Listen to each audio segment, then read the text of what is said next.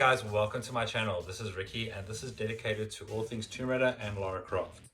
Quick introduction of what's to come is I will be talking about each game individually and what I thought of the games, also ranking them and discussing what I want to see from Tomb Raider in the future and what I'm hoping for.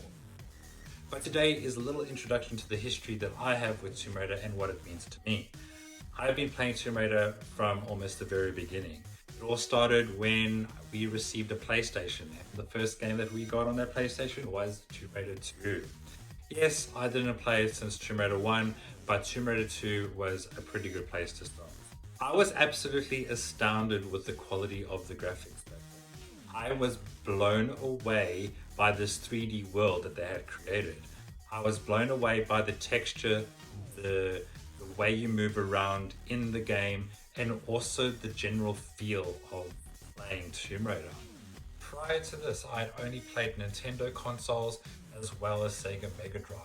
So the games that I was used to were Mario Brothers, Mappy, Sonic the Hedgehog, Mortal Kombat, and Echo the Dolphin.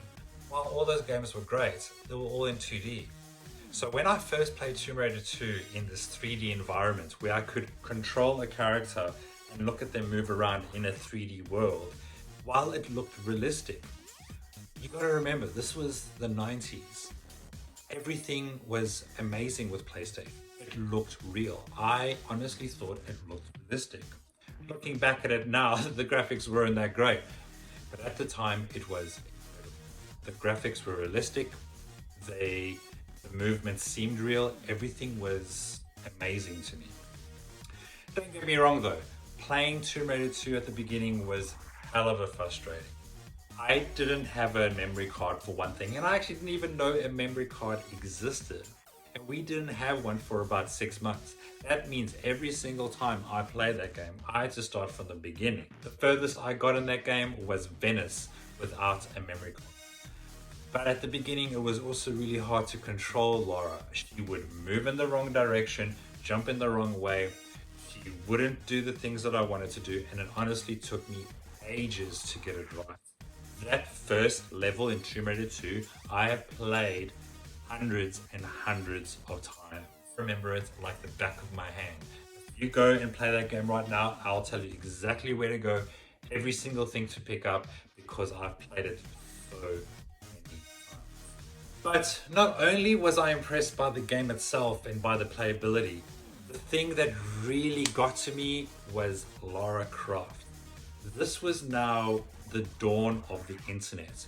We now had the internet at home. So the first thing that I did when I went on the internet when I was 13 years old was type in Tomb Raider Lara Croft. And I remember printing out pictures and pictures and pictures of Lara. I've looked at all the videos. I even went and downloaded all the special ads that Lara was in. Ads would take days to download, but I was obsessed. The character of Lara, not only was she a fun character, but she was unapologetic, she was fierce, she was straightforward and confident. She was everything that I wasn't at 13, and I aspired to be her. I just wanted to be Lara Croft. I was obsessed. Honestly, I was obsessed. I got to a point where I was so into the game of Tomb Raider that I wanted to become an archaeologist. I told my friends and I told my family. And even at school, what did you want to be when you're older? An archaeologist. I did all the subjects that I needed to do and I was honestly going towards it. However, reality kicked in and I soon did some research about what an archaeologist actually does, and it's nothing like Lara, and it's nothing like Indiana Jones. They spend most of the time in a museum doing research, writing boring stuff like that. So I decided that's what I wanted. I wanted to explore, I wanted to travel. And you know what? And I kind of did that. I kind of traveled the world and I did pretend like I was Lara.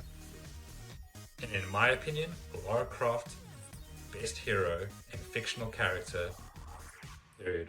Don't you think you've seen enough?